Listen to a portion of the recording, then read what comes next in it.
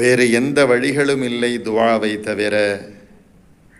வேறு எவரும் நமது கவலைகளை செவிமடுக்க தயாரில்லை அல்லாஹ்வை தவிர. அற்புதமான பொன்மொழிகள் அல்லவா? கண்ணியத்திற்குரிய நல்லோர்களே, துஆவை பற்றி நபி அவர்கள் சொல்லும் பொழுது அத்துஆவு முஹுல் இபாதா, அந்த துஆ வணக்கத்தின் மூளை என்று சொன்னார்கள். அத்துஆவு ஹுவல் இபாதா, துஆ என்பதும் இறைவணக்கம் என்றார்கள். துஆவிலே மன ஓர்மையோடு ஈடுபட வேண்டும். அல்லாஹ் எனக்கு தருவான், என்னுடைய ரப்பிடத்தில் நான் கேட்கிறேன், அல்லாஹ் எனக்கு தருவான், அல்லாஹ் எனக்கு தந்தே தீருவான் என்ற உறுதியான எண்ணத்தின் அடிப்படையில் நாம் துஆ செய்கிற பொழுது நம்முடைய துஆவுக்கு ஒரு அங்கீகாரம் அல்லாஹ்விடத்தில் கிடைக்கிறது.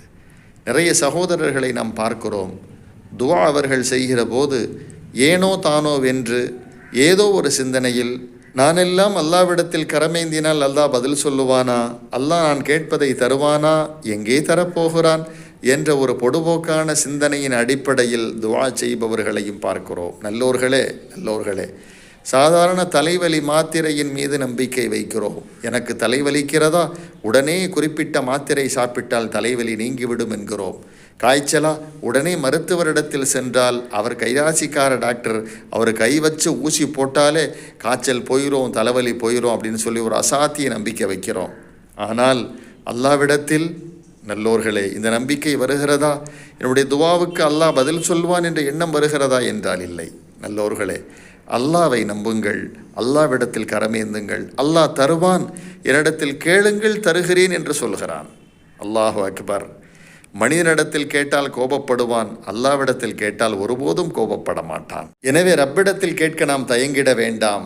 ரப்பிடத்தில் இருகரமேந்து கேட்போம். அல்லாஹ் நமக்கு அதை செய்து கொடுக்க தயாராக இருக்கிறான். ஒவ்வொரு நாளும் முதல் வானத்திற்கு வந்து அல்லாஹ் அரைக்கூவல் விடுப்பதாக நபியவர்கள் சொல்கிறார்கள்.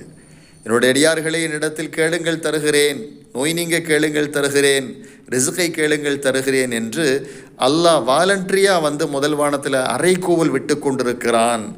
ஆனால் அல்லாஹ் அரைக்கூவல் விடுகிற பொழுது நாம் எல்லாம் உறக்கத்தில் இருக்கிறோம். அதிகாலையில் எழும்பி எவர் தஹஜ்ஜத்து தொழுது ரப்பிடத்தில் கேட்கிறாரோ அவர் ரப்பிடத்தில் கேட்பதை பெற்றுக்கொள்கிறார் என்றார்கள் ஸல்லல்லாஹு அலைஹி வஸல்லம். எனவே இது போன்ற காலங்களை நாம் தவறவிடக்கூடாது. ரப்பிடத்தில் துஆ செய்யும் போது மன ஓர்மையோடு துஆ செய்யுங்கள். அல்லாஹ் தருவான், வெற்றி நமதே. அல்லாஹ் கிருபை செய்வானாக. ஆமீன் யா ரப்பல்